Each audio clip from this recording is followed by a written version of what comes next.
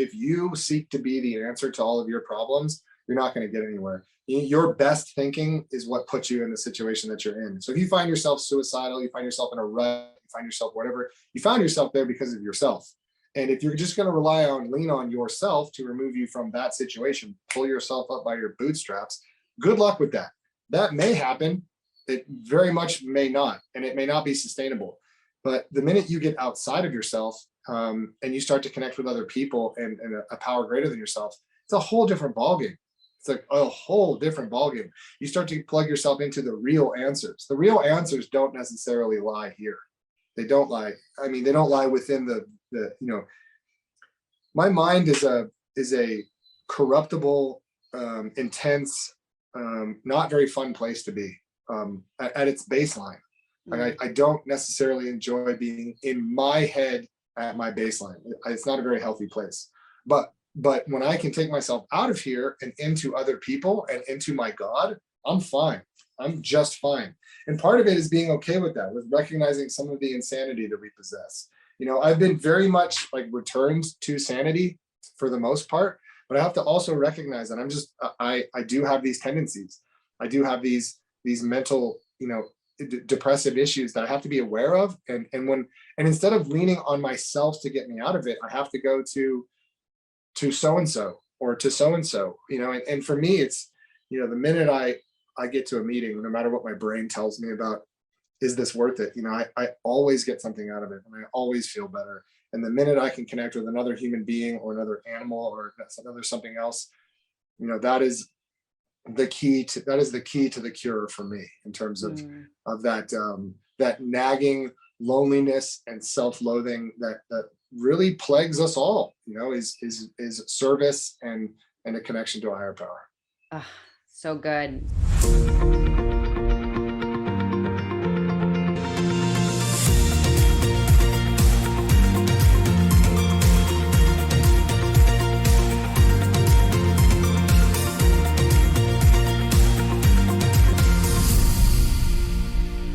This episode is all about an inspiring, heartfelt, and miraculous story of Zach Skow, the founder of Marley's Mutts and Pawsitive Change Program. Zach shares his battle with addiction, a life-threatening diagnosis, his process through recovery, and how he is now living in purpose and service for saving dogs and people. Marley's Mutts is a nonprofit organization that rescues, rehabilitates, trains, and rehomes death row dogs from Kern County's high-kill animal shelters, which he still runs to this day, as well as Pawsitive Change Prison Program that works to take rescue dogs into local prisons to train with inmates and give them both second chance.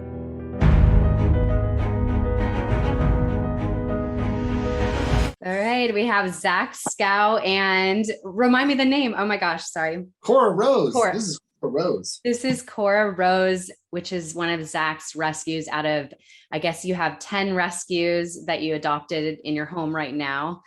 Horses, dogs, and a cat. Yeah, we do. We have 5 dogs, 2 foster animals, 2 horses, and a cat. 2 foster dogs, 2 horses, and a cat, all from various aspects of rescue. Yeah. Oh, well, I'm so happy to see both of you right now. And I just want to, before we jump into things, I want to just really, really acknowledge you right now. Like I said, I've been learning about you all week. Your story has touched me so much. And I've listened to so many things and I could listen to it over and over because it's so impactful.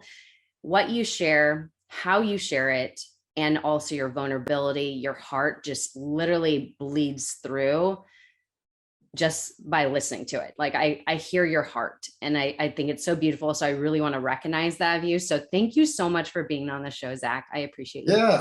Wow. That was a heck of an intro. That felt beautiful to hear. I often, I don't want to say I feel shameful necessarily for being as like hyper emotional as I am, but from time to time, I do wish I could almost dial it back for my own sake. It's tough to be, a highly sensitive person and to be kind of empathetically connected to a lot of things that are around you. It can be all consuming and it's kind of a level of codependence because, so much of what's happening in my own mind is lies within the happiness of animals and animals around me and animals that we need to help. And so I wish my own emotions weren't so commingled with like the state of affairs of animal welfare and the state of affairs of our dogs and what we have going on at the rescue ranch and all of that. But I'm getting better. Do you feel somewhat it's more freeing that you're able to express your emotional side? Oh, 100%. I mean, being emotional for me is like breathing. As somebody who's in recovery, I'm turning 13 next Tuesday. So I'll have 13 years of continued sobriety next Tuesday. And for me, when alcohol and drugs were removed from my life, I had to find a way to be honest about what I was feeling and to cope with all of the things that were happening around me. And really the only way to do that for me is to be open and emotional and to say what I'm feeling. It's important for those around me to understand where I'm checking in at so yeah, I think just for my sanity and my sobriety, it was critically important to be emotionally open and vulnerable, and also, we do such emotional work. There is it's such a taxing, enveloping kind of industry, the rescue industry. And it's highly emotional. You're dealing with lives, you're dealing with helpless lives. And if you're not emotionally connected to it, and if you're not conveying your feelings emotionally as an advocate, then you're not doing a good job. The way we help shift paradigms and the way we help change people's minds and get focused on is by being emotional. Yeah, I could completely see that. I mean, you're dealing with, like you said, you're dealing with lives that are actually on death row, to really sum it up, which is, I mean, if you're not sensitive to that, I think you're a little, if you want to say repressed and, you obviously have a block. So it's great that you've just like broken down your walls and keep releasing every brick to kind of open you up to more and able to there's help a lot more. of things that are really important, even things that are like technical, like the CDC ban, right? The CDC banned the import of dogs from 114 countries, right? Oh, wow. If I just communicate that as an advocate for what it's worth on its face, and type up a post or talk about a post and say, the CDC banned 114 countries from importing dogs, and we should care about this because this is a big deal. It's not going to resonate, and the way I really feel about it inside is furious. You're kind of calibrating all the lives that are lost and all the potential lives that are lost by this ban, this suspension, this ban being in place. So you got to communicate it emotionally, and you have to communicate. We work in prison reform and inmate advocacy, and it's a really serious topic. And a lot of people too will kind of attempt to bully you out of talking about that topic because it's uncomfortable or it's not politically aligned with what their values are or what have you. So I'm just, I'm living my purpose. I'm completely intertwined with it for better or for worse. And it's oftentimes for worse because you're for me, I'm unable to separate myself from it. It's my whole life, So yeah, I mean, being emotional and conveying yourself emotionally is how you push the needle. It's how you move minds, just like you were saying, when you have heard me talk about whether it's recovery or liver failure or what the human animal bond and what it's been able to do to me. If I just communicated that from a surface level energetic frequency, it might land, but it's not going to resonate, and for me, I don't know. I'm a very, very emotional. I'm always dialing it back. I'm very conscious of it because I'm one of those people who could kind of cry at any time, again, for better or for worse. And I'm working on accepting myself for that. It's not always easy to accept yourself for being that person. It's hard. It's hard to live knowing that those emotions are percolating inside of you all the time. To be honest, I probably need to do better work to learn to balance my emotional approach instead of just being so gung-ho emotionally. But I I want to touch on this a little bit, and then we'll jump into things a little bit more, of course, your story and everything, but Sure. how are you giving permission to yourself to, or how are you deepening your acceptance with that? I'm just curious. How are you working on that? Well, there's a lot of things I do to work on acceptance with myself. Most of it has to do with prayer and meditation. That's how I work on acceptance with myself. My biggest problem is accepting myself, is loving myself. It is a really tough double-edged sword because as compassionate people, we have to be compassionate for everybody, for all things. And I'm extremely compassionate for people. I find it kind of my duty to move throughout the world and spread positive energy. That's how I feel, even if I'm not feeling good, which is a lot of the time. The way I can feel better is by trying to serve just the world at large with positive energy. But underlying all of it is this kind of nagging self-loathing and self-hatred that was left over from life, from a lot of mistakes that were made pre-sobriety and a lot of things that I've done imperfectly in sobriety. So, for me, my work lies in accepting myself and loving myself and not being so darn hard on myself. I've even added a layer. We sabotage ourselves as human beings. I think there's a chaos mechanism, like an entropy mechanism inside of us that draws us towards chaos and lack of acceptance. And for me, yeah, that's where my work is in learning to apply my compassion to myself.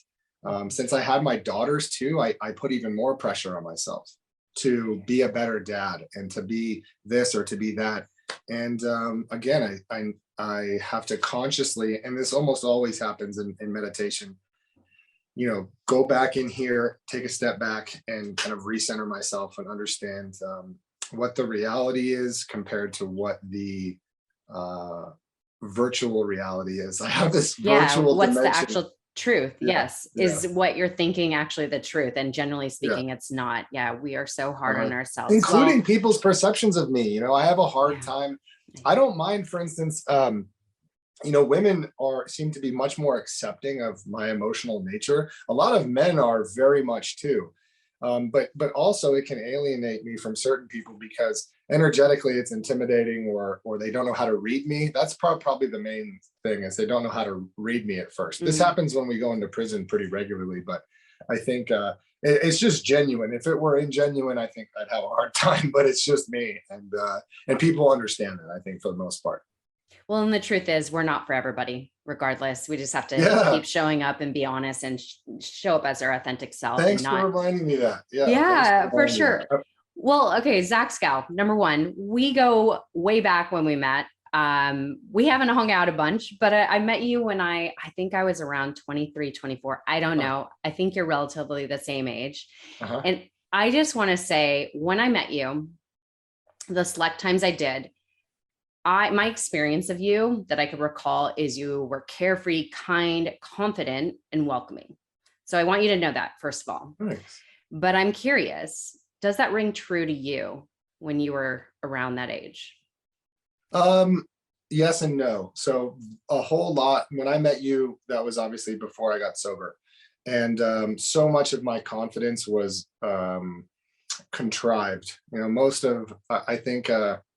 I think I did have love for myself that led to some self-esteem, but I think for the most part, my self-esteem was completely depleted. When you're living a life addicted to drugs and alcohol, when your confidence is really only accessible when you have drugs and alcohol, your self-esteem is kind of always nagging at you, trying to pull you down.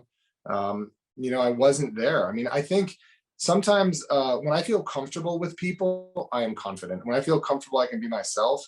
I think there is a genuine confidence, but there is definitely an insecurity about who I am. And it's that people pleaser complex. And, a lot of that just tied in with the kind of the nature of addictive personalities. We're just chaotic minded and chaotic emotionally. We can be and tend to have issues accepting ourselves, and that's a big part of why we try to fill this void in our chest that creates all this loneliness. It is because of that. Yeah. Well, so of course I want people to know your story, and I know it goes quite far back. So if you could start kind of with your youth, how you grew up, how that affected your journey in life, where did the journey really just begin and kind of just, if you want to say, progress? Yeah. So, I mean, I grew up in a combination of places in the South Bay. I'm from Hermosa Beach, California. And, the culture of Hermosa Beach from a youth standpoint is very punk rock. It's very, hard party, hard charging, hard fighting, all of those kind of, yeah, that's just what the South Bay is. I mean, I grew up knowing no different.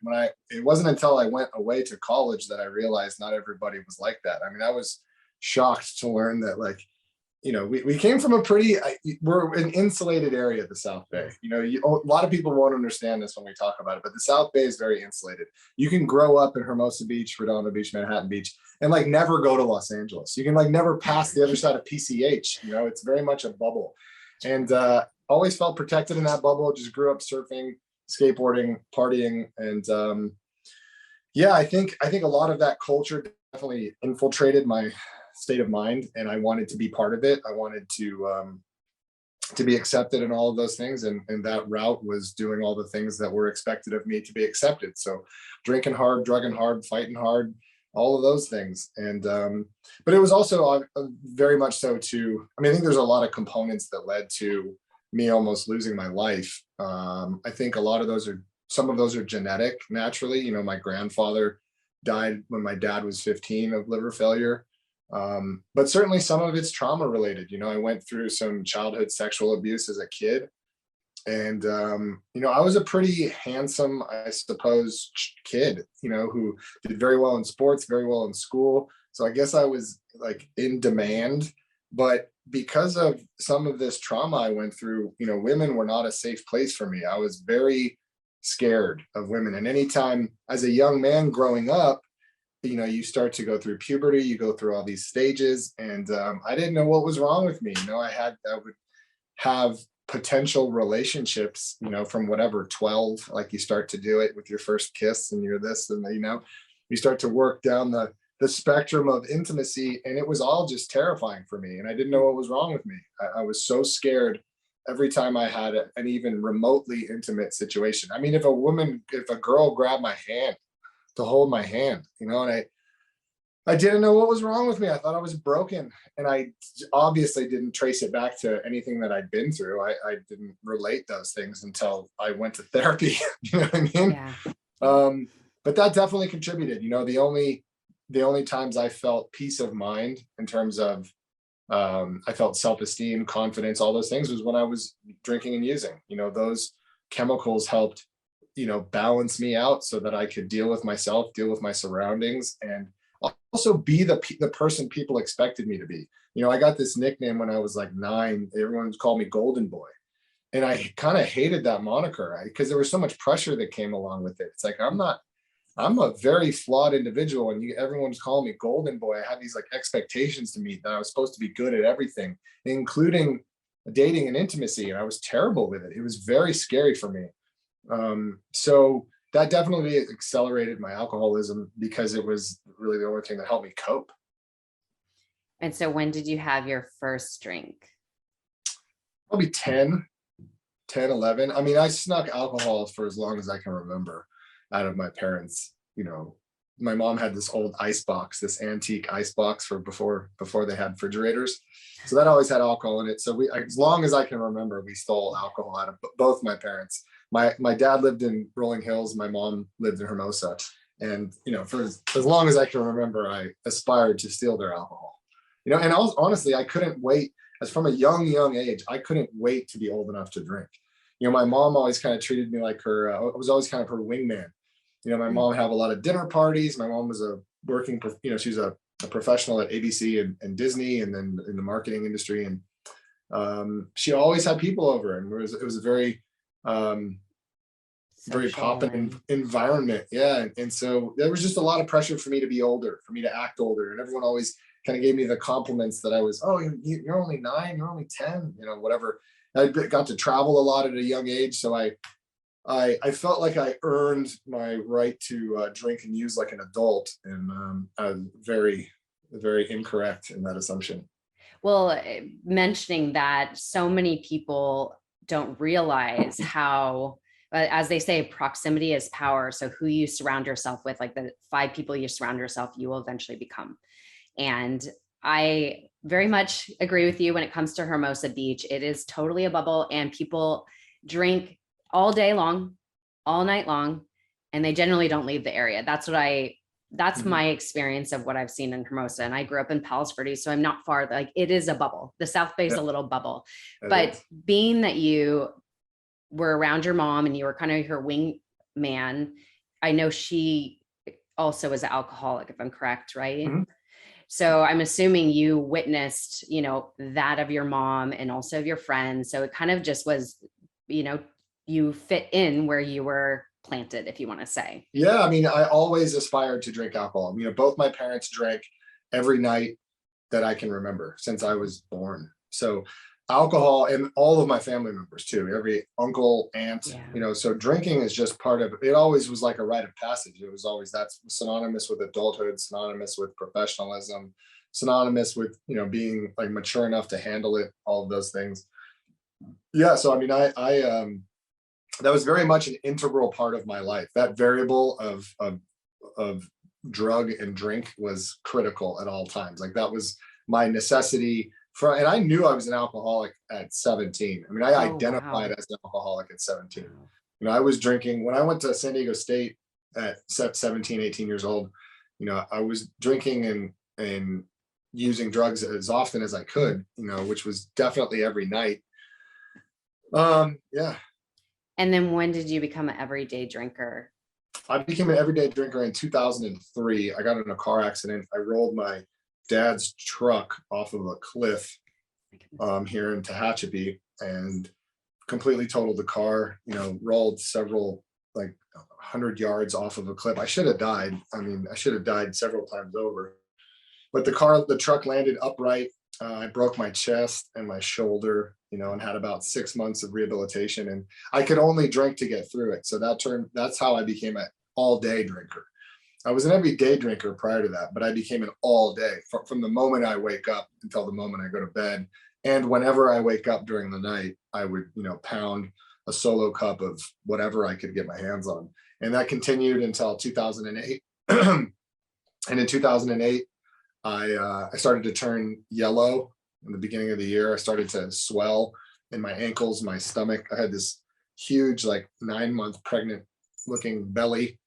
And yeah, I didn't know what was going wrong, what was happening to me. I had an idea that it was alcohol related. I mean, the amount of alcohol I was consuming was ludicrous. It was up to a box of wine a day, which is like 8.5 bottles or something stupid Wow. like that. So that's all day long. I mean, that's waking up at 2 a.m. chugging a solo cup of wine. That's waking up at 6 a.m. chugging a solo cup of wine. That's waking up at 8 a.m. taking a shower, chugging another one. It's all day long, and it wasn't to get fucked up. It was just to maintain. It was just trying to, because of that period of time where I was healing after my car accident, I needed it. I couldn't there was such a painful injury, any sneeze, cough, I could barely walk. It was a really challenging injury. And yeah, by the time I healed from that, I was very physically addicted. So I'll never forget, like, 6 months after, I tried to quit for just one day. And I, got a bunch of weed, and, it's like, all right, I'm just gonna put myself in my room, and I'm gonna ride this out. I'm not gonna drink One tonight. We'll day. see what happens. And I swear, like, within a few hours, I was having withdrawals. I was shaking, I was vomiting, I was having paranoia and anxiety like I'd never felt before. I mean, it was crazy how quick your body starts to react to not having alcohol. And it's dangerous. You can die going through withdrawals. So, that was the worst night of my life, one of the worst nights of my life, trying to get through that day. And 6 o'clock in the morning, as soon as I could get to the store, as soon as they opened, I went down there and broke my promise to myself.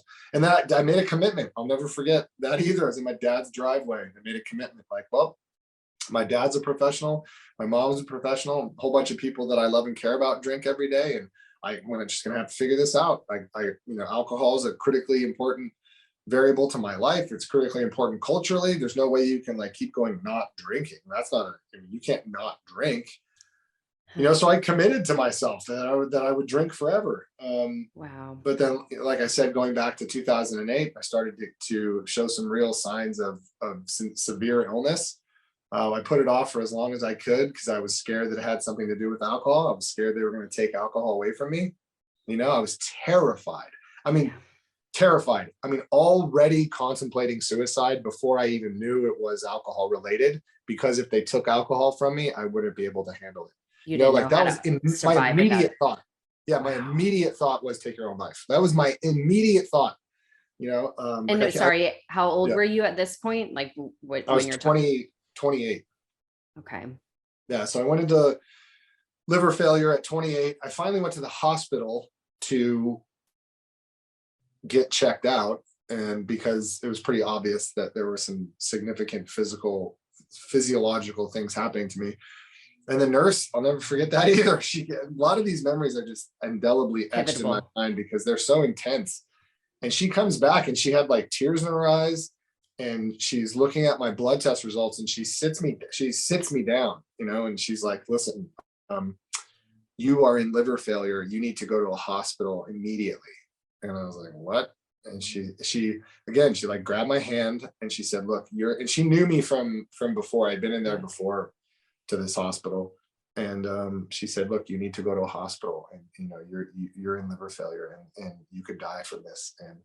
And I walked outside and I told my dad that nothing was wrong, and that I needed to start drinking only wine at dinner, no hard alcohol, just a bunch of bullshit to keep my addiction alive. And again, went back home and just kept drinking like I was, and tried to become numb enough to not think about my reality, and then many more months went by, several months went by, and I got sicker and sicker and sicker, and I would just hide it. My belly button herniated, and so my stomach, by this time, I'm enormous, and my belly button sticking out, and I would tape my belly button to my stomach so that you couldn't see it poking through my shirt, and I'd wear long sleeve shirts because my skin was so yellow and bruised. Everything was purple and bruised, and my eyes were yellow. My face was like gray.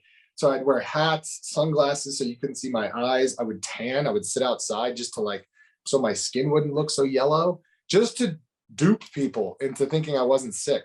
Wow. And it was just completely delusional. The lengths that we go to keep our addictions alive. I was just going to say. And I didn't want to die. But I didn't know how to live without it. I really didn't want to die. I mean, I always felt like I have a purpose on this earth, and I wanted to be here. Sorry about that. That was a call that just came in. Yeah, I always wanted to be here. I just didn't know how to do it without alcohol or drugs. And yeah, finally, my body just started to completely fail, and I couldn't.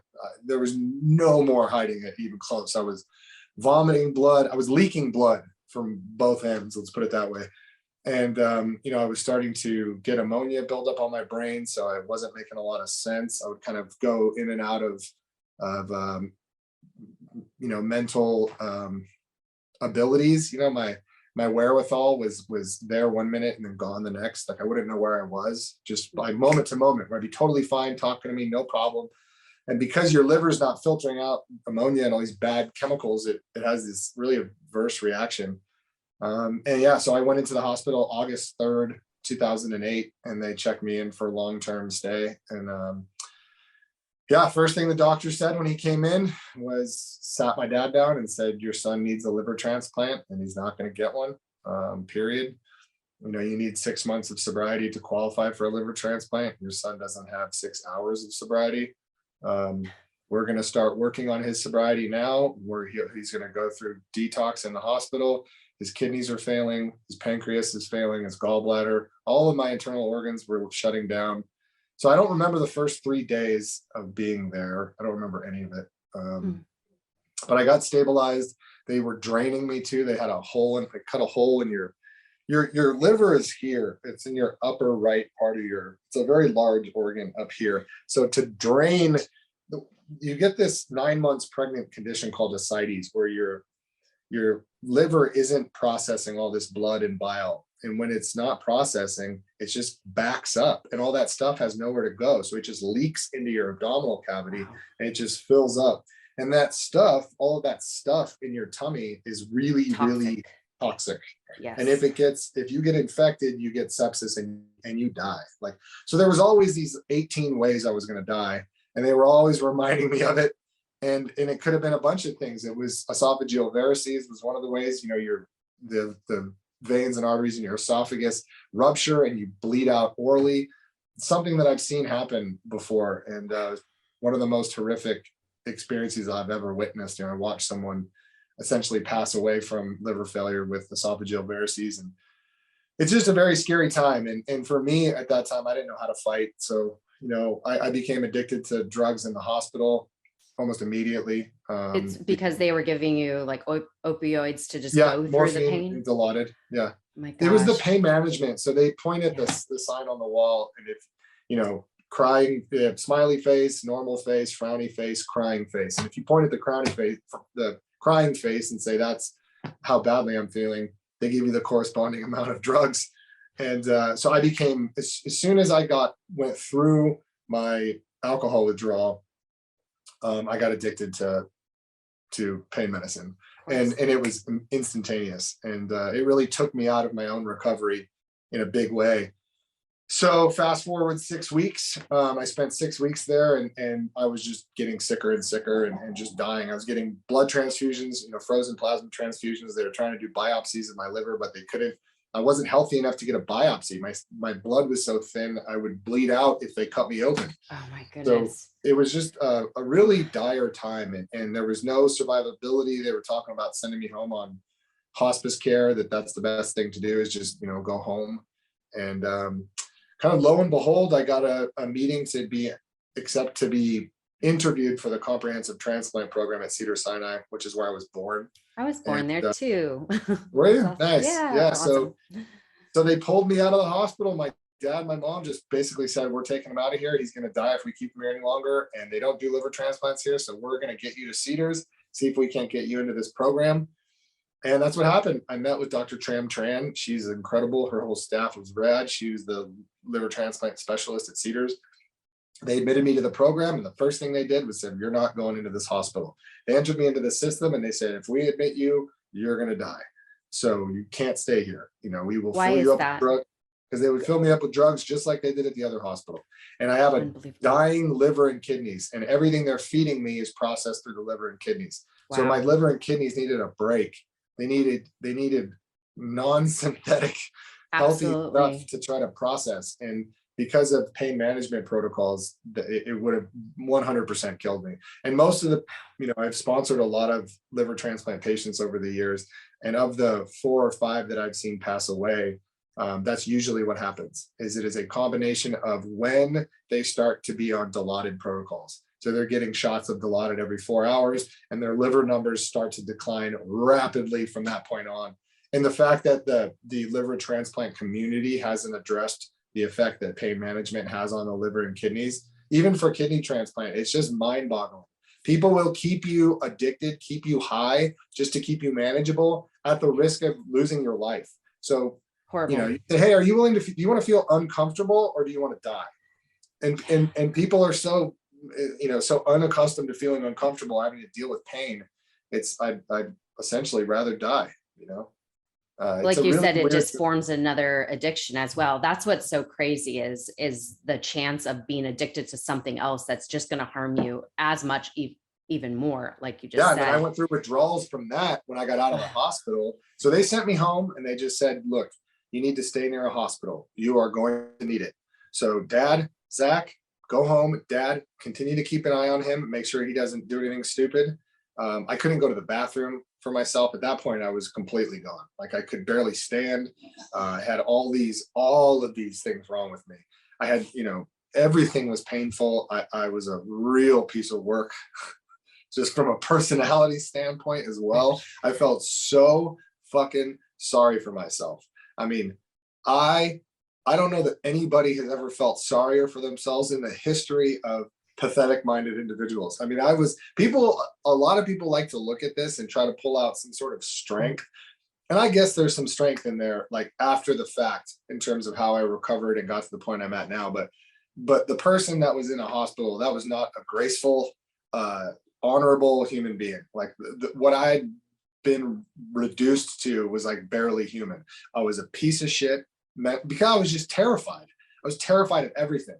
And I thought I was going to die. I was terrified of that. I was terrified of not having drugs and alcohol. I was just so scared of everything. And I didn't know how to do it. I didn't think I could do it. And plays into that self-esteem issue. Long story short, I went home, went through withdrawals for almost 2 days. It was like a day and a half, and that was gnarly. I mean, going through that bad of an opiate withdrawal while that sick, like that fragile, was really challenging. I mean, if I didn't have my dogs with me, my dogs were all surrounding me. I had Marley, Tug, and Buddy, and every time I'd have to go to the bathroom, or when I was seeing things and hearing voices and feeling like the walls were closing in, they were very much there for me. Just that ground, I'll never forget that grounding pressure of Marley. Just like, he's a big Rottweiler pit bull, and I would just like ground myself in him, and that's like the only thing that made me feel comfortable. You know, like I was gonna be okay. And my dad would just kind of open the door. I remember those 2 days, he just kind of opened the door, check on me, like make sure I was still alive, and if I needed to go to the bathroom. And then from that point on, it got worse before it got better. I drank a month after I got out of the hospital. I started going to meetings immediately. I had to qualify for a transplant. You have to go to meetings every day. You have to send Cedars-Sinai proof that you're trying to maintain your sobriety. That really became my world. And then after almost 2 years of my dad taking care of me, my dad had to go on a business trip to Brazil for like 2 days, and I took it upon myself to find the keys to the truck, backup keys to the truck, took myself to the store, bought alcohol, blacked out for 2 days.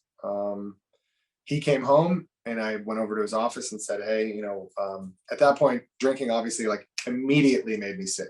Like I had gone a month without it, and I immediately started to swell up in my stomach again, started to bleed internally. Like it was instantaneous. And I had also drank an incredible amount of alcohol in that period of time. Wow. Like I don't remember any of it past the first glass. So, my body was so fragile as it was. And I guess I'm drawing out the true reality of the story just to explain and maybe relate to people who are suffering with alcohol and drug addiction, just how truly, like I said before, enveloping it is. It will take the wheel. And it was a very bad experience. When I told my dad, he just started crying, and he kept telling me that I'd killed myself. He just kept saying, you killed yourself, you killed yourself, you killed yourself.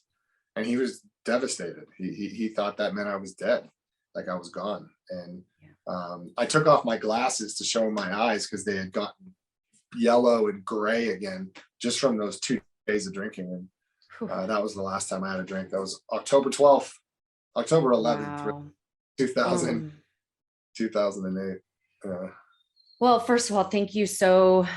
Can I share one more thing? Yeah, please do. This is one of the coolest things. So when this is really special. So when I had to go back into that meeting and tell all my peers that I drank again, I thought they were going to kick me out. I didn't know how the program worked at the time. So I was terrified. I thought like I had offended all these people that I'd grown to love. Absolutely. Here was my one shot at getting a liver transplant, And so the day after I slipped, I'm going through all my grandmother who had passed away a few years earlier. I'm going through all of her shoe boxes, and I find this book. And at this point, I know what it is. It's a 24 hours a day book from Alcoholics Anonymous. And pretty much all of us get these. There's a prayer, a meditation, and a thought for the day. And I open it up, and it's got my grandfather, Kermit Skow's social security card in it, and I'd always wondered about him. This is the guy that was my dad's dad who died of liver failure, the same disease that I had. He drank himself into liver failure, and he passed away at 41 years of age in 1961 when my dad was 15. We never talked about him. When we did, it was very negative. He was like a ghost. We never talked about that man. He was a very negative imposing figure in our home. And it was something my dad never wanted to talk about. And all of a sudden, I have his Alcoholics Anonymous book, and I open it up and I see his social security card, and I see all this writing, and I see that it's marked, like there's a ribbon in it. So I walk out and I hand it to my dad. He's sitting on the couch. I go, hey, I found your dad's book. And he starts looking through it, and he looks up at me. He's got tears in his eyes, and he says, it's marked. He goes, it's marked July 3rd. And I go, what does that mean? And he goes, that's the day the son of a bitch died. So my grandfather, who had liver failure, who died of liver failure, was reading this book the day he died, July 3rd, 1961, not been open since. I just almost killed myself the day before drinking alcohol, almost lost my life. And here I randomly find this thing. And so I go into a meeting that night and drop it on the table and share it with all of share it with my fellowship. And it was incredible. So that was it. That was one of many, many God shots that have taken place over the years that have really, really allowed me to connect with a power greater than myself, and God of my understanding that has been all the difference in my life, my world, my connections to people, my connections to coping, all of that. Oh my gosh. Wow. Okay. So I'm so thankful that you're sharing your story so openly, and you're not sugarcoating it. You're sharing really the traumatic experience you went through that literally, obviously you wish nobody to experience. But the reason why it is so important that you're sharing your story is because there are people out there that are listening to this that do struggle with some sort of addiction. I don't know the percentage of alcoholism, drug addiction, but do you know the percentage of people that are addicted? No, I mean, I think it's hard to calibrate given the people that don't constraints of current society. Like, I don't know that our society is really honest about alcoholism. I hear you. Well, we know that a lot of people get addicted. It is actually something. And of course, if it runs in your family, it like loads the gun. Obviously, your lifestyle pulls the trigger. Yeah. But it's important for people to hear your story, because just if somebody is, let's say, having a drink every single night, that there's a very good chance that could progress based on your situation. Because a lot of times addiction is to cope with something, right? So, so I think it's important you share your story, and I just thank you for that so much. And for anybody that is struggling, listen to this story and know that it could get worse, but there is hope, because he's going to share with you what lies on the other side and what miraculously happened. So I'll share with you too that my mom's doing incredible. I didn't know that. We can shout out her sobriety. Yeah, she's 9 years sober now. I didn't know that, because I just knew that you said she was alcoholic. So I didn't know that. That's amazing. Yeah, congrats to your mom. She just got engaged. Oh my gosh, that's amazing. Was I supposed to say that? I don't even know if I was supposed to say that. Well, now we know. Congrats, Mom. That's awesome. Whoops. But anyways, one thing, so I'm assuming you were living with your father, because you probably couldn't function on your own. And of course, how do you support your habits? I didn't have pardon the phrase, but this is something my dad always says, I didn't have a pot to piss in or two nickels to rub together. And I couldn't take care of myself, so I didn't have the means. And I wasn't physically or spiritually, mentally, emotionally capable of taking care of myself. Yeah, I become really like almost like an invalid physically. I had to be taken care of. I mean, I had diapers. Yeah, I mean, you were in extreme liver failure, probably the worst. It's called end stage. Yes, like you're gonna die or diagnosis. Yeah, usually you get like stage 4. Right? Stage 4 sounds like a stage you can address, but it's just called end stage. You either die or you get a liver transplant. So there's not many of us. There are very, very few of us that come out of the other end with our liver still intact. So I actually had my comprehensive transplant review yesterday. It's kind of ironic. Yeah. So every 6 months I have to go get extensive liver, kidney, gallbladder, pancreas, spleen imaging. It's called a liver cancer. It's basically an abdominal cancer screening, and then a whole bunch of other testing to kind of see how I'm doing. Yeah. And I mean, I've regressed past. So I've regressed from stage 4 cirrhosis of end stage cirrhosis of the liver to between stage 2 and 3 fibrosis. So my liver has regressed and healed itself to a degree that's like very, very, very rare. So there's a handful of us that are in this study that are part of this liver repair study for individuals who have essentially beaten end stage liver disease, so that they can find out why we're these anomalies, why we are these outliers. And the real reason we're outliers is no surprise. You know, the medical industry doesn't focus on how you can reverse things like diabetes or alcoholic induced cirrhosis. You know, you can come back from cirrhosis, but you have to be very diligent with your body. You can't put bad stuff into it. You can't drink, smoke. You have to eat the right things. You can't have salt. So my body bounced back in a rapid state of time. Like once I got out of the hospital and once I could shrug off the like incessant drive to commit suicide, once I came out of the other end of that, I rapidly got better. I mean, you would not believe the transformation from October of 2008 to March of 2009. I look like a completely different person. I mean, I started walking, then I started hiking. I mean, it was all with the dogs, just in the mountains. Yeah. So let's go into that. Really, the aha moment you had where you literally started taking action towards saving yourself, really. I had a bunch of nights of like consecutive bunch of days of just, again, feeling hopeless, pathetic, lost. Hopeless is really all you need to know. I didn't feel like there was any hope to be alive. And I had to go to the bathroom one night. I had gone to the bathroom in bed. I had these like rubber sheets. And I walked into the bathroom and I looked at myself in the mirror, and the downstairs bathroom has this huge mirror. So I could see my whole body, and I had to take off my clothes because they were soiled. And I just looked at myself in the mirror and I couldn't believe, you know, what I was looking at. I don't know that I'd seen my full self. And to see like your face yellowish green and your eyes don't look like your own. And I was so skinny and just so skinny. You know, all my muscles had been atrophied in the hospital. I was just laying there for so long. You lose all your muscle tone, and had this gigantic belly. I mean, and all these veins that were like feeding this amorphous thing in my belly. And it was just, it was awful. And I had this, never forget, I don't know why this is what sticks out, but had this little flat old man butt. I looked like I had the butt of a 95. Because it atrophied. Yeah. It was just everything gone, atrophied. and it was just wrinkly and yellow. And I went like, who is that person? And what is, you know, and I just like wept, you know, just got so sad and defeated. And my dogs were in the bathroom as they always were. And I just looked at them, and they were sitting behind me, all looking at me like nothing was wrong. Just like it was a normal day, and like I was me, and that they loved me, and they recognized that I was in there. And that was the biggest deal, is I was having this existential crisis where I'm like, do I even exist anymore? You know, am I even in there? Like, am I even here? You know, because that's not me.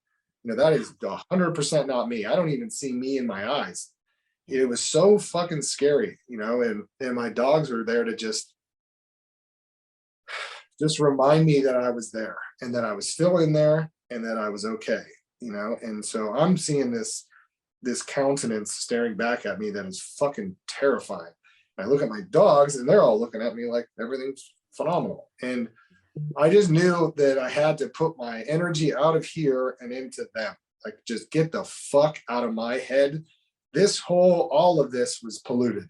Every bit of it was just, I didn't want to be involved in any part of what was happening in my thought process. I was my own worst enemy by far, you know. And so I just started spending as much time as I could with my dogs. That next day we started walking. Again, like I say walking, it was more like crawling. I was on crutches at the time, so I couldn't get very far, and we were in the mountains, but I just would walk, even if I just got to the bottom of the driveway and went back. And it was crazy how rapidly I started to get strength, and I started to find glorious things around me, and I started to sense and feel love and a power greater than myself. And I had these moments with watching the sunrise in the mornings. And there was this really incredible man that one of the mornings we went for a walk, was one of the early times that I went for a stroll with the dogs, and it's 6 o'clock in the morning, sun's rising, and there's this figure in front of the sun, so it's casting this big shadow. I was like, oh shit, is that a bear? I'm not going to be able to, just wasn't sure what it was. I'm a beach kid, and we live in the mountains. There's mountain lions, bears, everything up here. And I quickly realized it was a little man. It was this little guy in a parka. It's freezing cold. And I was just wearing like 17 coats, because when you're in liver failure, you're really cold. You're very sensitive to cold.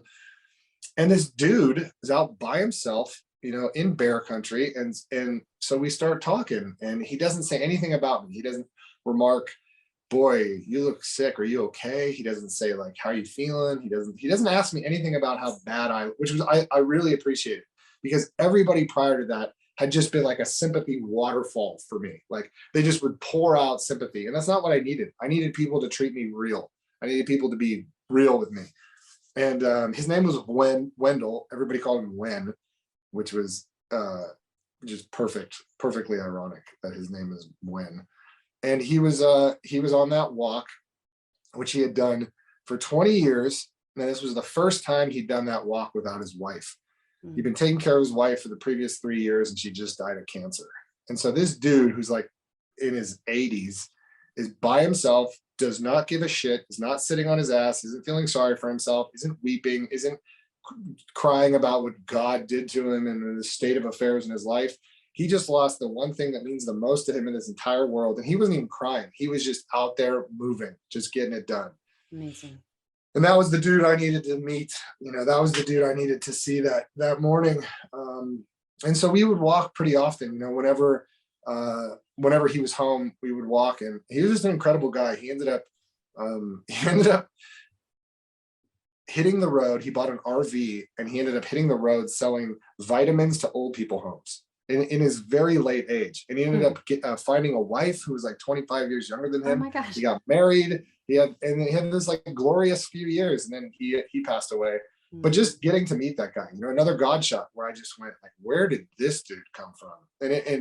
And the lessons he taught me in just that first time we met, was very profound. We would later talk about what the hell was wrong with me and why I was sick, but it was really I just felt lucky to have these kind of serendipitous God shots. I just felt very lucky to be getting these profound spiritual kind of jabs where you just go, oh, okay, shit, that was, well, you can't ignore it. It's just something profound and impactful. It impacts you. Yeah, you can't ignore. And I think one of the key things you mentioned is he saw you just for you. He didn't look at you as broken or questioning like, what's wrong with him. And I think that really has been your purpose, is helping dogs and also people be seen and not ignored and not judged, just be seen and able to give them a second chance. And I know that's your mission, which of course we're going to go really deep into, but can you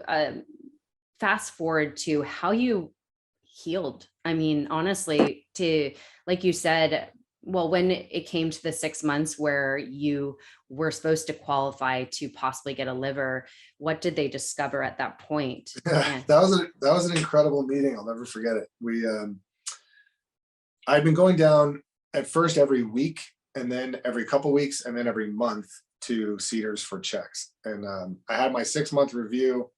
I don't remember exactly what month it was, but I went down there, and she was looking at my numbers, and she's just like,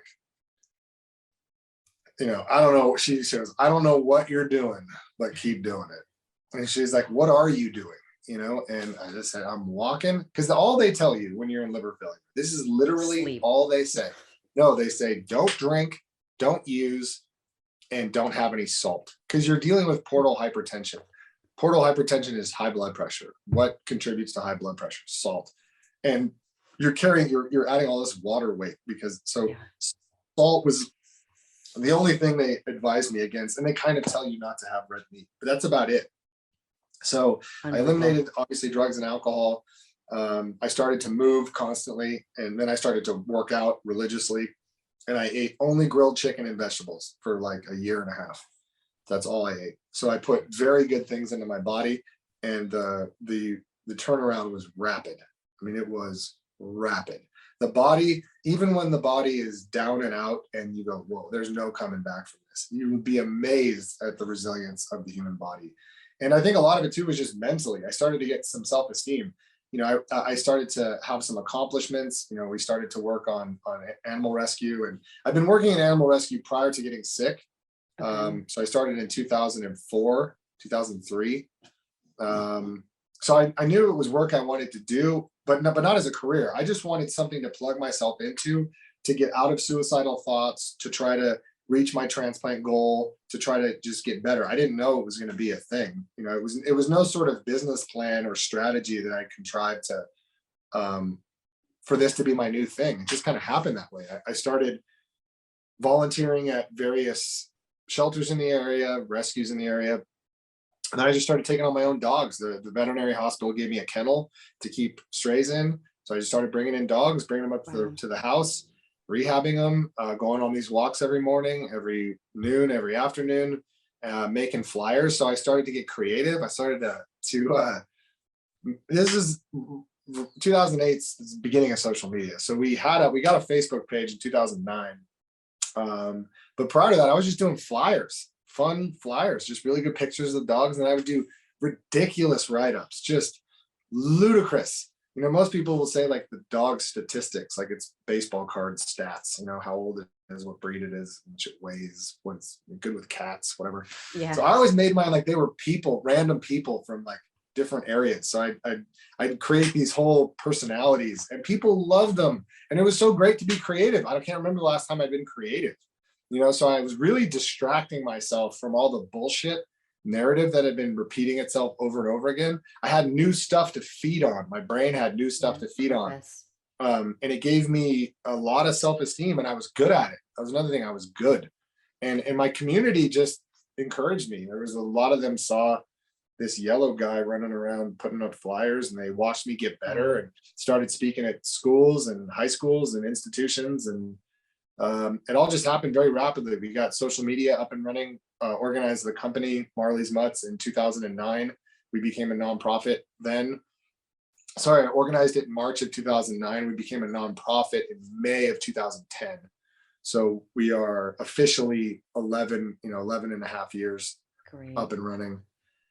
And the rest is history, as they say. But it was really my community. I don't want people to think that all of this was born of my mind. Clearly, I'm an entrepreneur at heart. So once I got my mind around it, that it could be done, I very much grabbed the hold of it and ran with it. But the impetus to get it going, like that initial nudge to say like, hey, you can do this, that would never have come from me. I would never have had enough chutzpah, enough guts to say like, you can do this.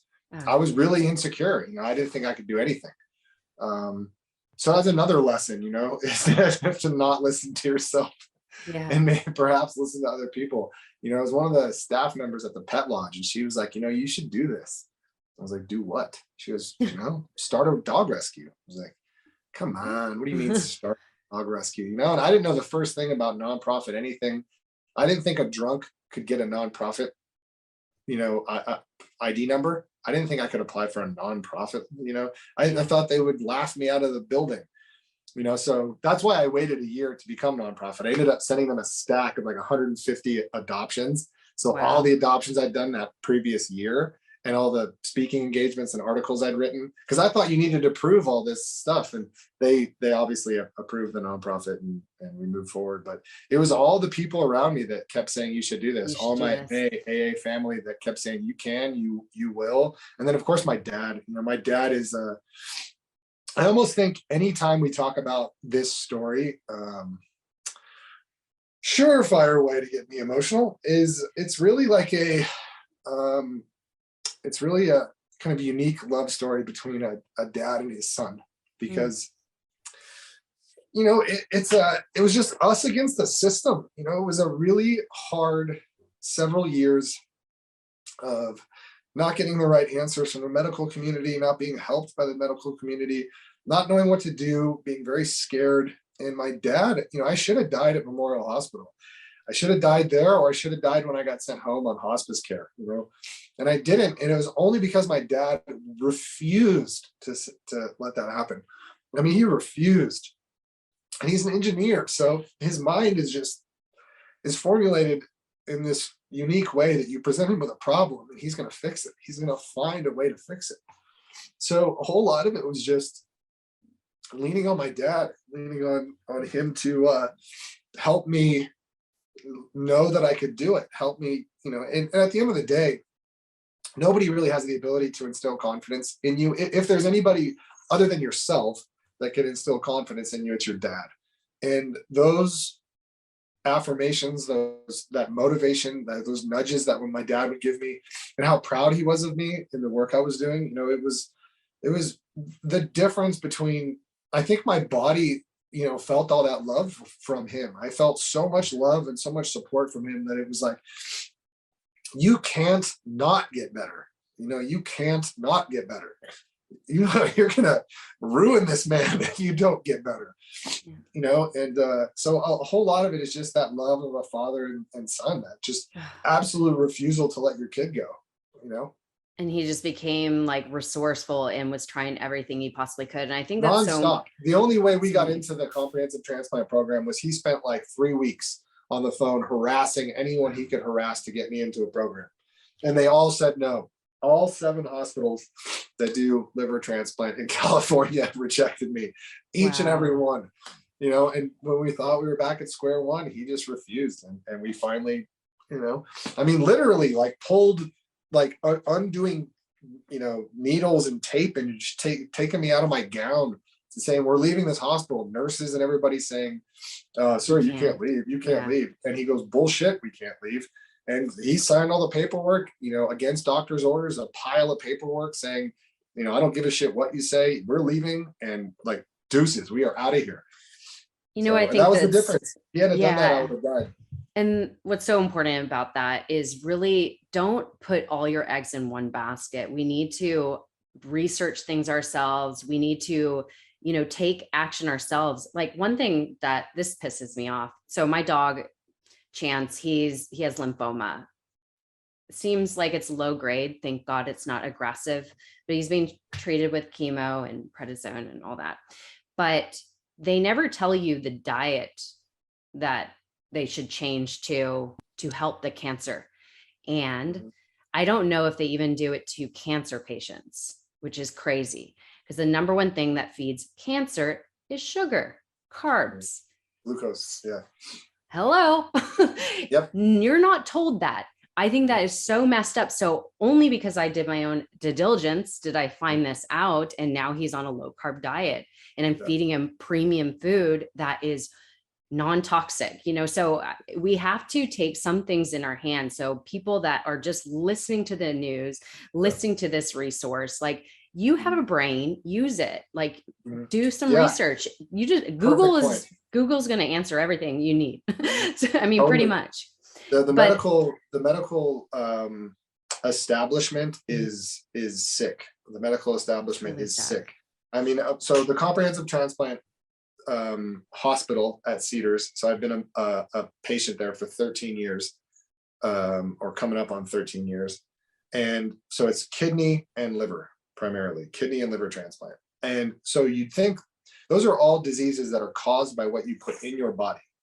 Okay. So if you change what you put in your body, you can change having that affliction. Simple. If you're diabetic, it's because you have far too much glucose in your system. You become insulin resistant, and therefore you have developed diabetes. You can undevelop diabetes. You can get out of having diabetes if you approach that with a proper diet. Yeah. So likewise, you can get much better from liver failure if you approach it with a normal diet. Make no mistakes about it. I still do it every single day. I have a blender, a fancy blender, and I make vegetable smoothies, vegetables with a little bit of fruit. And that's what I do every single day. And I did that every single day from the time I got out of the hospital until today. And that critically assisted me in my recovery. You'd think they would make that standard protocol for anybody who's in liver failure, but they haven't even, I'm part of this. They don't even address that. Right? It's crazy. Not addressed, period. Yeah. And with dogs, let's pause on canine cancer for a minute, because there are less than scrupulous forces at work that are keeping your lack of knowledge, the way it is. If you rely on There are a lot of different organizations out there that focus on canine cancer, but specifically in canines, like you said, carbohydrates, glucose, things that spike glucose really contribute to cancer spread, development of cancer and cancer spread. So a raw diet, a raw diet, even a ketogenic raw diet is the way to go. So your dog, with lymphoma should be on ketogenic protocols. Yeah. You should be working your dog on a high fat, but potentially high protein, but the main thing is high fat diet, so that cancer doesn't have anything to feed off of. And what we found at the ranch, treating all of these dogs that we had with cancer, we had a whole routine with Bonji Strong Foundation and with Vibrant Canine Raw Food. And it basically cured a few dogs that had very aggressive cancers. And it stopped the advancement of cancer in several others. So it was very remarkable what you can do through diet. But I mean, obviously, how much are you paying for the litany of medications and chemotherapy that's on thousands and thousands of dollars? A raw diet doesn't cost anything more really than what you're already feeding your dog. So the money is in treatment and all of that. It's crazy that even when they prescribed everything, he's taking at-home pills, he's not getting it done at the hospital, the chemo. But I asked them about the diet and they just said, oh, if he's fine on the food he's eating, just continue the same. I'm like, but I researched this, and they're like, oh, then you'll have to go to a specialist in nutrition to go over all that. And I'm like, this is so bogus. I'm like, I'm going to make the right call and switch his diet. And they even told me, mind you, they even said, don't give him raw food. What? Because they could contain, I think, pesticides or something. No, it's not pesticides. It's bacteria. Oh, bacteria, yes. Which is hilarious if you think about it, because the incidence of finding things like worms or other types of just nasty stuff that you would find in raw food is extremely rare. And like dogs are immediate descendants of wolves, right? Do they ever eat cooked anything? They're scavengers. They don't ever eat cooked food, dry, baked, and never in the history of their existence. They've always eaten raw, kill, period. So, it's funny. We could literally have a whole episode on dogs' diets, and it's crazy. So I'm glad we're like including a little hit of this, but okay, I'm gonna go back a little bit because I want to pull out so much of you. I'm gonna use your time. So oh no, I'm getting psychoanalyzed. Let's do it. So one of the things that I think is important to pull out is you are very suicidal, and for anybody that's battling that has battled that, knows how hard it is to get out of that thought. And the only way, as you mentioned, you needed to get out of your head so that you could actually get those thoughts out of your head by focusing on another. And I'm just going to share personally my experience with this. I had suicidal thoughts several times in my life, but let's say the most recent one was when my last long-term boyfriend and I broke up, and we got my dog Chance together, and I had custody of him at the point because we were doing long distance. And I was really suicidal at this point, very low time. And I remember, and always when I would cry, I would just hold my dog. And I remember saying, I was thinking death. I was thinking like just not wanting to deal with anything anymore and what I was battling. And I was holding on to him. I'm like, but I can't leave you. Like I'm your responsibility, or you're my responsibility. So I need to survive so I could take care of you. I'm not going to leave you.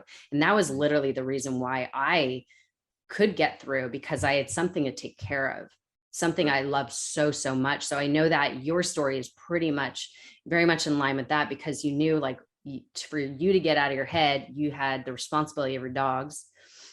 And that was what got you through every day, by walking them and being out of your head and focusing on somebody else. So I think anybody that's battling those thoughts is asking yourself, how could I get out of my head by being of service to somebody else that I love? And I think, I don't know what else you could say to that, but I'm curious, like, oh, plenty. Yeah, lots. I mean, first of all, I'd like to say that, I still have depressive thoughts that lead to suicidal ideations. It's embarrassing to admit, But it still happens. And the last time it happened, it was like a brick across the face. I was driving and kind of just went into a black hole. I didn't even realize I was thinking about it. I wasn't particularly depressed at the time. I didn't feel like it anyway. And when I kind of, I was just driving, zoning off, and I was thinking about driving into oncoming traffic, and then the minute I kind of realized, I've been having this thought, this like extended dark thought for 5 minutes. I was in this la la land. I kind of snapped out of it. Went, whoa. And it was a deep, like, when your brain latches onto that thought, you start to die, you start to go in and you start to follow it down. You start to like, and it was, it caught me by surprise because it's the first time I felt that way since having kids. And I thought just naturally having kids, I would never feel that way again. I would never have that, and it's happened a couple other times. There's been some really painful moments that have been, so someone tried to cancel me. We had someone I used to really care about tried to cancel us, and the inescapable pressure from that experience, like having death threats to my dad, my wife, my kids, police having to come to, there was this relentless pressure for like 6 months, and I didn't know how to get away from it. And I felt like I had burdened my whole family. And so that was another time where it got really, really, really dark. And it shifted. It was a little different, where I just thought it was back to the old cycle of unburdening my family. That was always the easiest one for me, is that I'm burdening people that really care about me.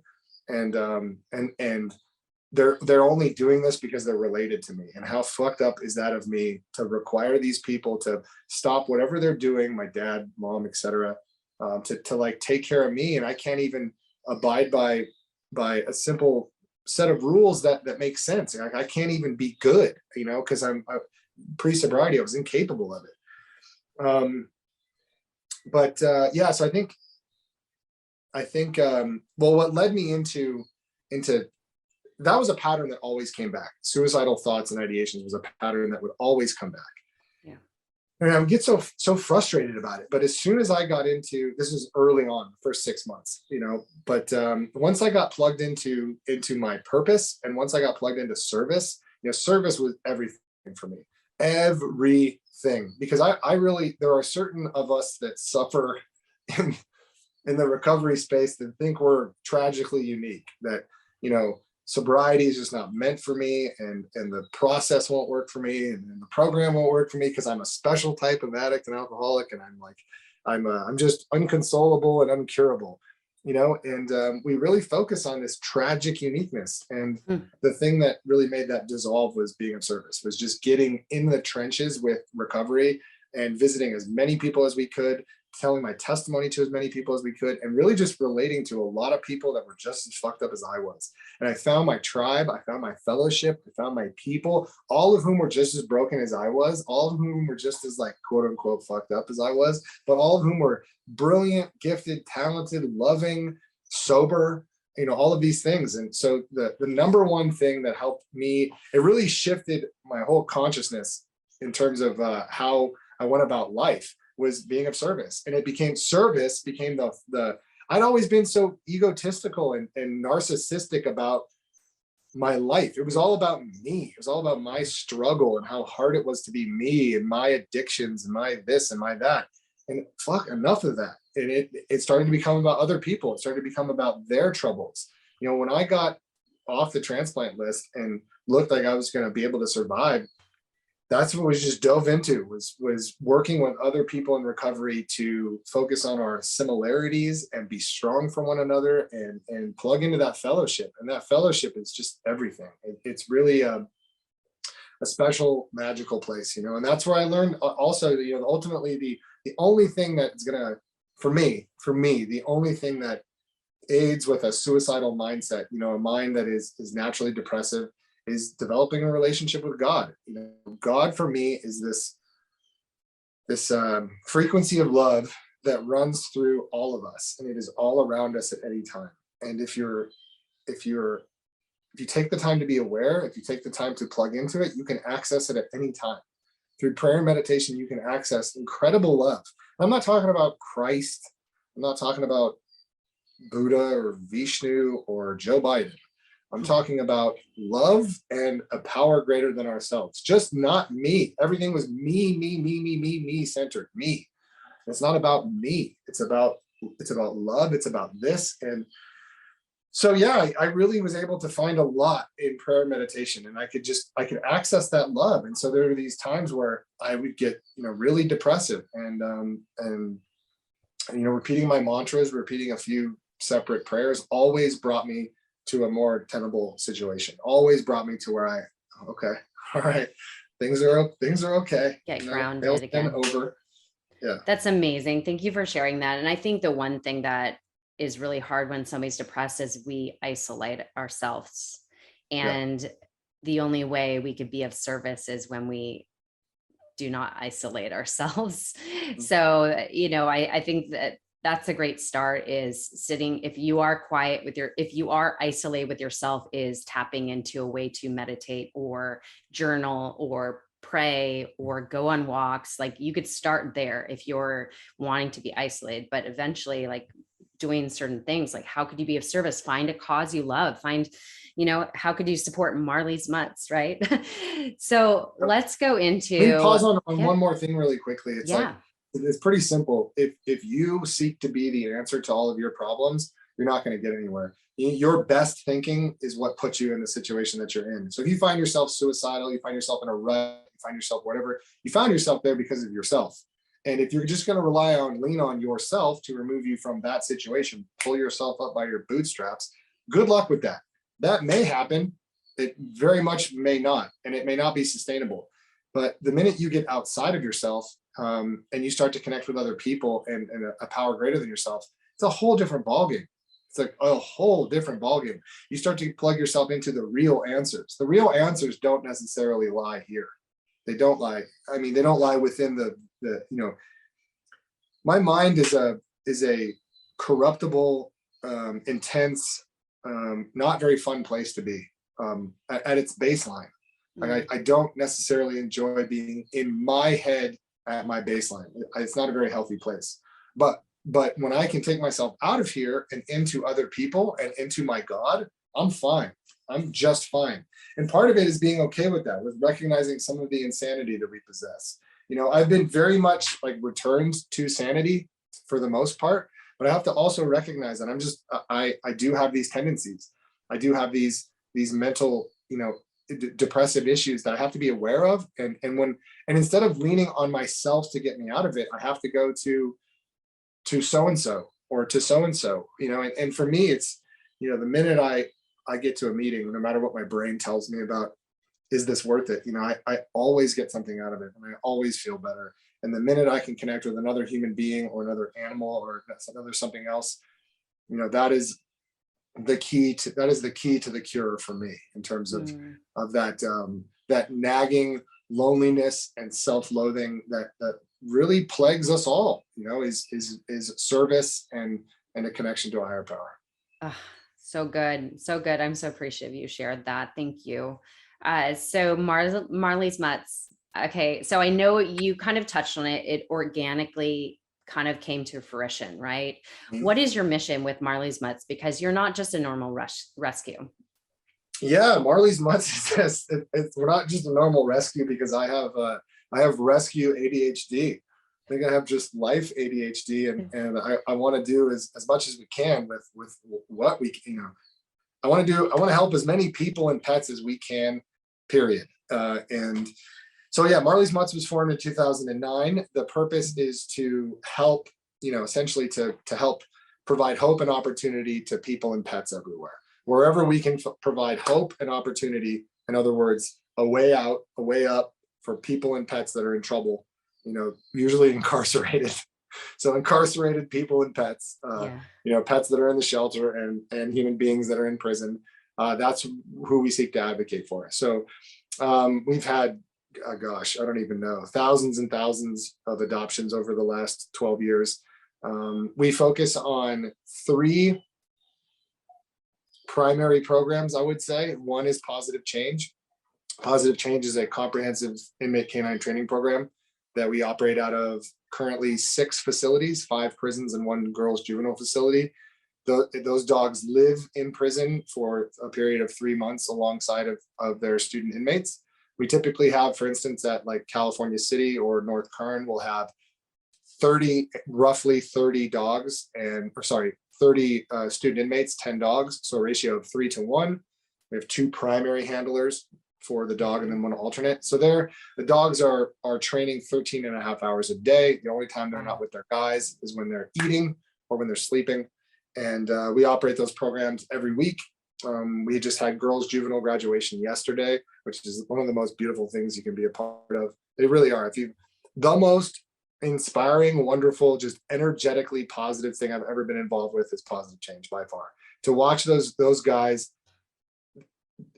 self-esteem is created in that program, and transitions like what happened to me happen in that program. So to get to witness it and bear witness to their progress and they're like they're exalting themselves. They really are. They're like taking all of these guys, and the pets included, we find them here, and then by the time they leave, they're here.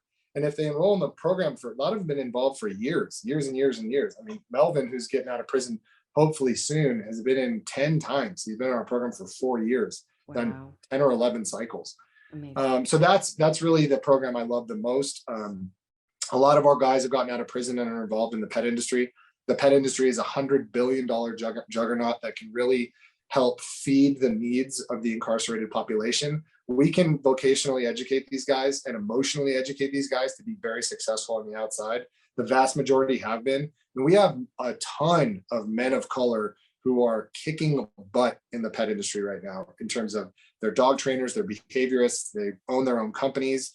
There's just a tremendous amount of potential. 2.5 million people in the prison system that are currently locked up. Every one of them has limitless potential. And as a nation, as a society and culture, we've never really accessed it. We've kind of just filed them in a category of deplorables, which is, we don't want anything to do with you. We're going to make it very hard for you to succeed. We're going to make it very difficult for you to find a path back to, a redemptive path back into society. And a lot of that's been changing. We've been running that program now for 6 years, and a lot of things are changing in terms of how people view those folks. I've never been so in love with a group of people. I've never been so in love with a program as I am with Pawsitive Change. I'll be quick. The other 2 are mutt movers. So we move a ton of animals out of Kern County, which is a high kill area, to the Pacific Northwest and to Canada. So during COVID, we were able to really pivot our rescue focus to transport, and we tripled our live outcome. So we're saving upwards of 100 dogs a month for the last year, which is really great. Wow. Yeah. Okay. So I know with Marley's Mutts, one of the things is you take a lot of dogs that are on death row, basically. And as you mentioned, you're operating in Kern County, which is a high kill area. I know, and I don't even want to know the percentage because I have a pit bull, but I know, of course, a lot of those are pit bull breeds that do get not adopted, which is devastating because they're some of the best dogs ever. But you basically take them in and you have a team that trains them so they're able to be adopted, because a lot of these dogs are possibly aggressive, or maybe they're missing limbs like your dog, or so you actually get them to the point that they're able to be adopted. Is that correct? So the vast majority of our dogs come from Kern County Animal Services, which is our county shelter, or City of Bakersfield Animal Care Center, which is our city shelter. Josh Proctor used to work for Julie Johnson, who is our city shelter manager, city shelter coordinator. And he has euthanized a ton of dogs. He was the guy. I mean, he had this job in Florida and in Texas. He is a born, true, and tried rescuer. He's our ranch manager. So we've had him on for about a year, and he was the one that really facilitated this pivot. But we get calls, we just get messages, and we know how many dogs are at the shelter. We're there all the time, so we know who needs out. And the vast majority of the dogs we're pulling from the city shelter are pitties. And what he's so good at is something called Dogs Playing for Life. He's able to create play groups at our ranch. We have like 20 play yards. These are large play yards that are like roughly like an eighth of an acre. They're very large, and there's some of them that are more than an acre. We have huge play yards. So we're able to take these, pitties don't thrive well in a shelter environment because they have high drive. They're very sensitive in terms of sight, sound, etc. So they can really become stalled in the shelter environment and really shift over to a negative part of the spectrum in terms of behaviorally, because they're being peppered with all of this trauma. Really, they're scared, all of those things. A lot of humans and dogs have different emotions, but there's still things that are applicable in terms of what you're going through, what your canine experience is. So yeah, that's usually how we get dogs, is we know who's going to be euthanized, and Josh will go pull and Lucy will go pull those dogs to prevent that from happening. And because Canada's been so great, we've been able to get a lot of dogs up there, and yeah, they've been awesome. I hope to do a lot more and really sink our teeth into that even more. So our county was no kill. So when we started here, we were 87% euthanasia. So 87% of the dogs that came in the shelter did not leave alive. Wow. We got to no kill. So we got to below 10% last year. This is a really big deal. Wow. We got below 10%. That was, I would put, the success that happened because of Marley's Mutts, and that happened because of Kern County Animal Services and Nick Cullen, who's the director. And that happened because a bunch of smaller organizations, formed in the last several years in Bakersfield, and it became a priority for our culture. The culture of Bakersfield was like dogs, heat, and methamphetamine.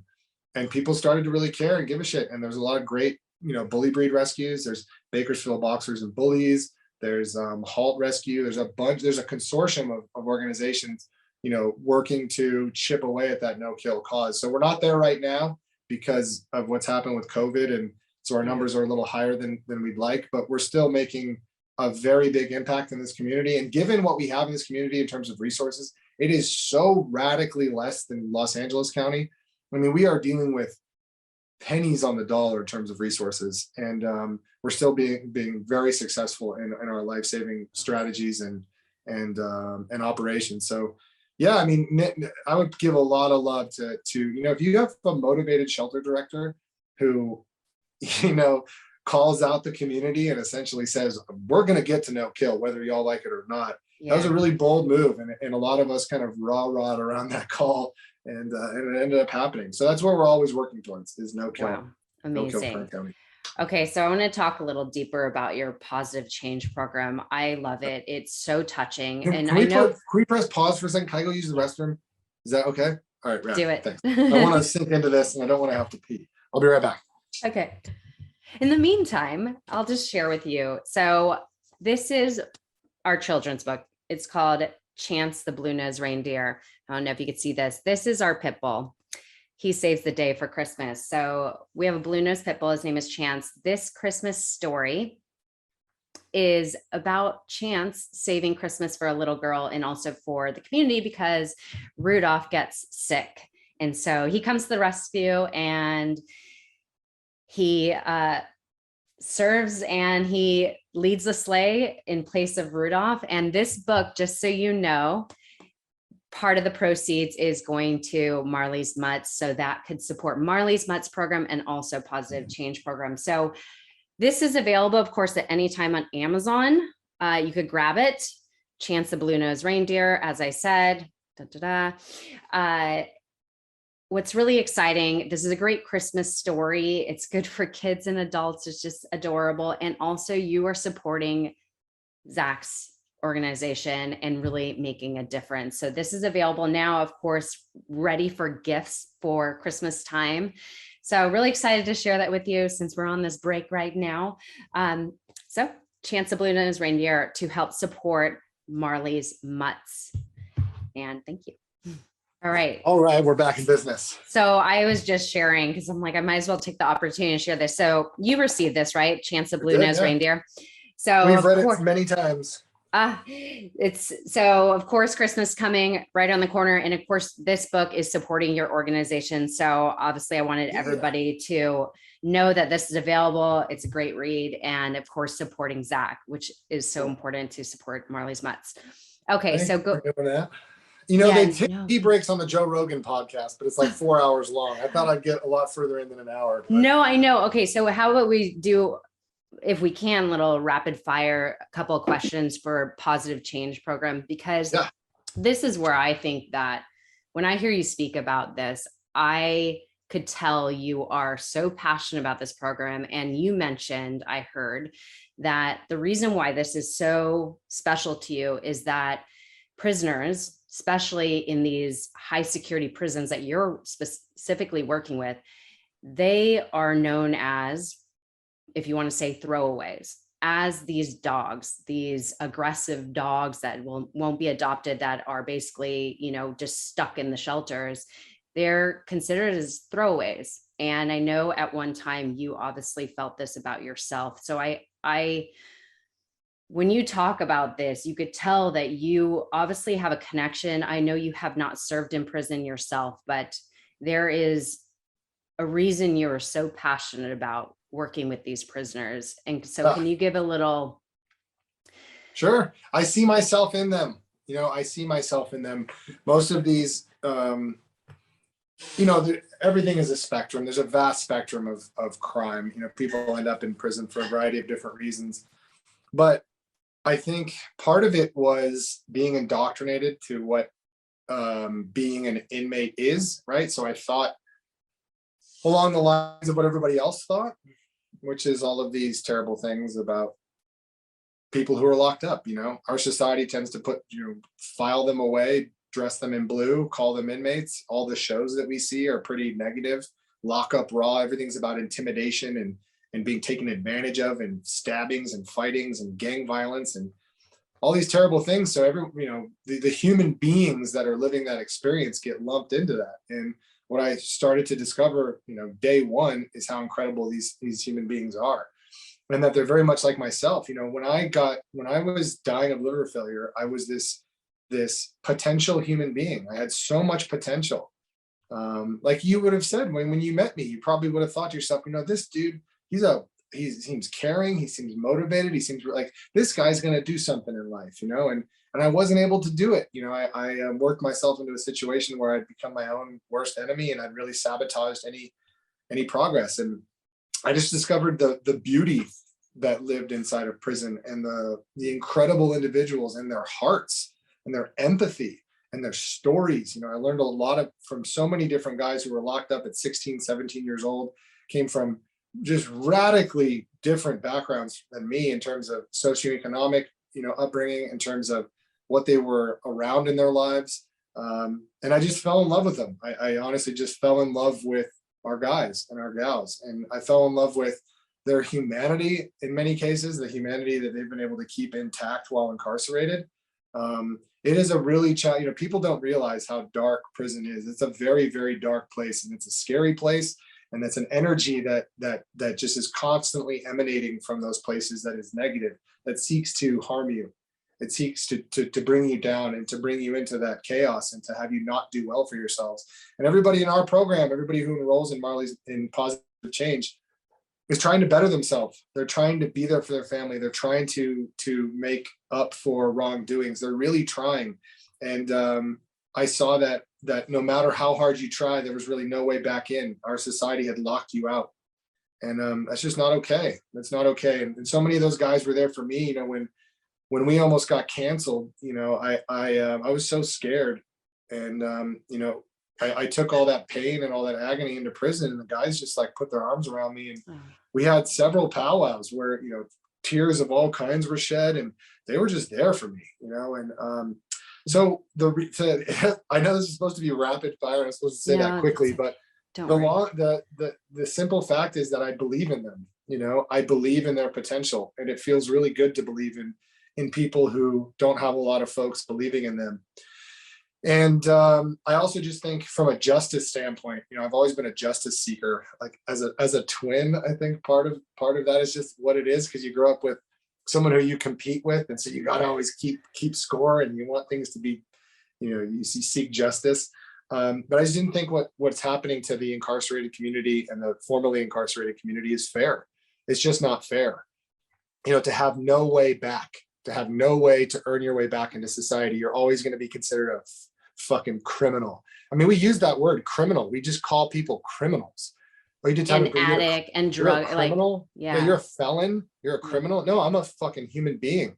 I'm a human being, and I went through hell for 15 years incarcerated, and I lived in all of these prisons, and I had to share a cell with somebody who, a person who killed somebody, and I have been through a lot, and they deserve empathy as part of it. They deserve empathy, and we've locked them out of empathy for some reason. The last couple of years, a lot of things have changed. The president at the time, Donald Trump, signed the First Step Act, which we hadn't had any prison reform anything in this country for a very long time. I mean, after the radical militarization of our police forces, the militarization of the prison industry, we created 17 new prisons in California in the 90s. We hadn't done anything to try to be there for the incarcerated population. And that kind of kicked off a nationwide pursuit of programming for prisons, to let more people out, to give more people a chance, up and out. So that's why we do it. We do it for a variety of reasons, but, I also get back to the practical point of it. These guys are really good. We were sending the worst of the worst into prison. Some of our dogs that were really, really difficult to rehabilitate. And our California City guys, because of Kim and Sam, our trainers, Kim Erickson and Sam Johnson, they were able to create incredible dog trainers, incredible human beings. And we were getting all of our dogs adopted. We were sending really tough dogs in there. And so just what was happening from a practical standpoint, they became our biggest foster.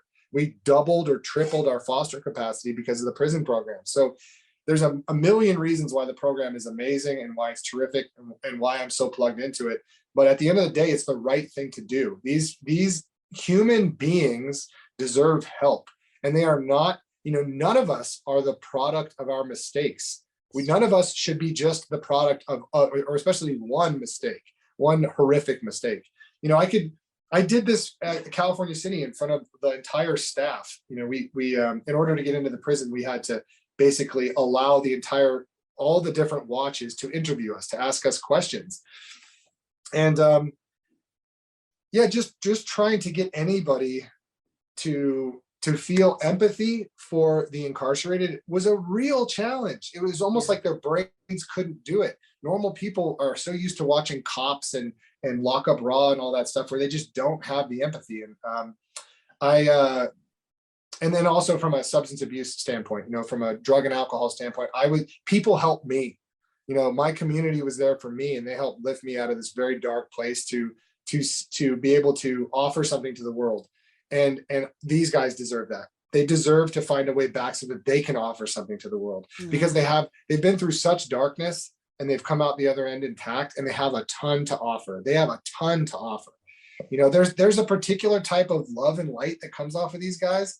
I know it sounds weird, especially interacting with the dogs. I mean, like, a dog loves anything. Like, a dog just wants to give love and to feel love. So I'm sure, not to interrupt, but I'm sure with the prisoners, they experience that emotion that they've missed for so long. Everybody wants love. So they're getting it at the same time as they're being of service to this dog and also the program. It's a very deep program. There's a lot of homework. Yeah. There's a lot of unpacking your emotional baggage. That is a big part of it, is unpacking your emotional baggage. You need to be able to understand exactly what you're feeling at any given time in order to be effective as a dog trainer. If you're holding a leash and you're thinking negative thoughts, you're mad at your old lady, you're pissed off at your cellie, you're dealing with whatever you're dealing with, the leash is an umbilical cord that transmits all of that energy to that dog. So if you're giving off bad energy, you're not effective as a trainer. So that's at the core. Energy work is at the core of what we do inside. And it's just being aware of what you're experiencing, talking about it, letting it out so that you can. And weakness, emotion is considered weakness in prison. You don't show emotion because emotion is weakness and you could get taken advantage of. I'm not saying, sexually. I'm just talking about you could be viewed as someone who is, somewhat of a mark, and we really kind of have been able to carve out an emotionally safe space within prison to get really real about a lot of different emotional realities, about what they're experiencing, about what I'm experiencing, about what the dogs are experiencing. And it's just utterly beautiful. Prison's also a very segregated place. It's racially completely segregated, totally and completely segregated. And in our program is, the only time you'll see, well, let me back up. Positive changes run on the yard and in the pod. So we are, surrounded by incarcerated individuals at any given time. Not in our program. In our program and out of our program. Most classes take place in a classroom, in an admin building or something, So when the dogs are on the yard and with the dogs living in the pod, it affects the energy of the whole place. And when you walk onto North Kern State Prison A yard, level 3, and you see this, you start to walk across this massive track, this field, this yard with, hundreds and hundreds of incarcerated individuals. And you look across and there's this big old positive change mural painted, on the wall right in front of the pod. And then you see the dogs, you see the guys out there working with the dogs. It changes the whole feel of the yard. It changes the whole feel. It really is a invaluable tool when it comes to bringing softness and bringing empathy into prison. I am so appreciative of what you've done. And I think you said that this has been going on 6 years. I can't even imagine how remarkable it's been and what you've witnessed and what you've seen change. And like you said, it's very commonly non-addressed. I want everybody to learn more about this and hear you speak more about this. So I'm obviously going to plug everything in the show notes, but I have just a couple more questions because I want people to really learn about this, of why you should support this, and also the benefits that are gained through this and what changes in the prisons. And there's so many things. So that's one thing. I can give off some numbers if you'd like me to. I can kind of run through some of the practical numbers reasons why we. How about this? I'm going to plug it. I'm sucking everything out of you right now. So I'm going to plug it in the show notes, but, and I'll get that from you. Okay. But one thing I want to know, we're going to circle back. If you were to say, if you were to go back to your younger self and you were to look yourself in the eye, what would you say to yourself? Well, I mean, my natural thing is to say that I'm enough. I would tell myself that I'm enough. But I've never listened to myself. So I don't know that it would have sunk in. But if I could magically snap my fingers and have the younger version of myself believe something, it would be that I'm enough the way I am. Yeah. I always thought I was a fraud. I always thought I had to fill out this golden boy persona, and that wasn't me, and that I had to try do whatever I could to fill that expectation. And I've spent so many years fighting what I thought were other people's expectations of who I was supposed to be. I was supposed to be the golden boy. So when I got kicked out of college, what's that do to my parents? I was supposed to be the golden boy. So when I can't have an intimate relationship with my girlfriend, where does that put me? Yeah. I'm supposed to be here, but I feel down here. I can't. So people's expectations of me to be functioning on this level, and I'm fucking struggling. I'm struggling at some of the basic things in life, like connection and intimacy, and it's hard to feel like you're okay. It's hard to feel like you're enough when you're struggling through something that other people don't seem to struggle with. And also using alcohol and drugs too, needing to be intoxicated, I never felt like just being me was enough. And that's this is one thing I would love to communicate to people. I have had more confidence. There have been times where I've had more confidence in sobriety than I ever had, my drunkest. I might have had more bravado when I was drunk, but I've had more pure confidence walking into a room. I mean, it takes a lot of confidence to walk into a prison and speak in front of 30 guys, about and cry and do all that stuff. Vulnerable. So I think, there are times, especially in prison, where I feel like I am enough. And those are some of the few times where I think that's why I love it so much. I think that's why I always find it therapeutic, is because I walk out of there always feeling enough, That's so amazing. Okay, Zach, one more question for you, because Sure. I want to really honor your time. So if you were to leave a piece of advice with us that you feel anybody needs to hear right now, through all your journeys you've been through all you do and the purpose you serve in the world today, if you were to just leave one piece of advice, what would that be? One piece of advice for everybody. Anything. Oh gosh, this is a tough one, because my brain wants to relate to people over, sobriety and It could be whatever you feel it doesn't matter, whatever is pulling on your heart.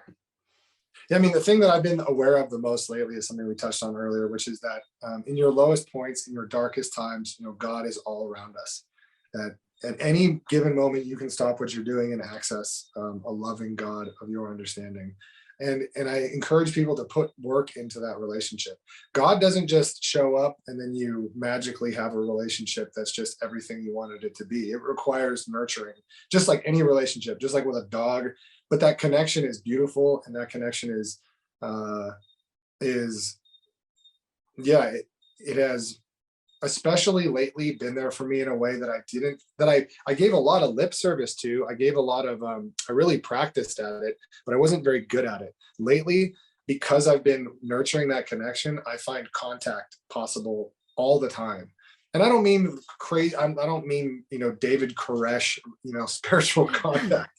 Yeah, I just mean that's a little insane. when you're fucking caving in emotionally, when you are caving in emotionally and you start to spiral and you feel yourself just grasping onto any idea that will bring you chaos because you're all of a sudden in like an entropy tailspin, you can pull the plug at any time, pull your God parachute and take a minute to access the power greater than yourself. It's all there. It's right behind your eyes. It's right behind your eyes at any time. Put your hand on your heart, put your hand on your stomach, breathe it, and you'll feel it, especially if you chase after it. If you chase after it with an open heart, it's there. And that's something that I really didn't want to believe for a very long time, because I grew up as an atheist. I started a club at our high school called the Real Life Club, which was an atheist club that would debate the Christian club. Wow. My grandpa's a communist. I grew up in an anti-religious household. I never went to church other than for funerals and weddings. And so to be able to, for me, it's a real rebirth to be able to just address a God of my understanding so freely and so confidently. I would always kind of like pick and choose who I'd tell about it, because I didn't want them to be like, oh, this fucking guy, we lost Zach to the religious people. We've lost him. And I'm like, no, it's not dogmatic religion. This is not dogmatic religion. People really need to be okay with separating the dogma of conventional modern religion from the idea of a connection with God. They are separate things. Yeah. Perfect advice. Absolutely. I love that. Thank you for sharing that from your heart. So Zach Skow, this has been such an honor. I seriously could go so deep, and I know so many people are going to want to learn more. And of course, I want people to know where they can support your organization. And that will be for Marley's Mutts, that's contributing to Positive Change Program. I know we didn't even talk about Bonnie Jill Laughlin, how she is helping. Bonnie Jill. She's helping contribute to the Positive Change Program, which is a good friend of mine as well. And I'm just, what folks can do is go to marleysmutts.org to follow everything that we do. That's the website. And we're very prominent on social media. So Positive Change Program, PAWSITIVE, at Marley's Mutts. I'm at Zach Skow, ZACHSKOW. And then Bonnie Jill's organization is called Hounds and Heroes. So we're working with Bonnie Jill moving forward to be able to provide service or emotional support dogs for veterans, which is really what the vast majority of veterans need, is emotional support dogs that they can easily and freely develop a connection with, instead of the other alternative, which is service dogs. Most veterans don't necessarily need service dogs unless they really need that service provided for them. So having Bonnie Jill take an interest in the program, and that's what it's all about, man. If you work hard enough, you'll get the attention of other people who share your passion, and that's the other thing about being open with your emotions is she would have never felt the need to get involved unless I felt the need to, emotionally puke out my zeal for positive change. Yeah. Thank you for that. Thank you for sharing that. So definitely everything will be in the show notes, of course. And then of course, grab your Christmas book, because that's going to give also contributing to Marley's Mutts. So thank you, Zach Skow. Join the Mutt militia. So great seeing you again. I appreciate you so much. Yeah, you too, Erica. That was a lot of fun. I greatly appreciate you. Thank you for letting me be so tangential and kind of Thank you. rambling. That is my nature. Hey, offline, I have one thing to say. So give me a second. Yeah, All right, me too. thank you I so got much. some. You got it.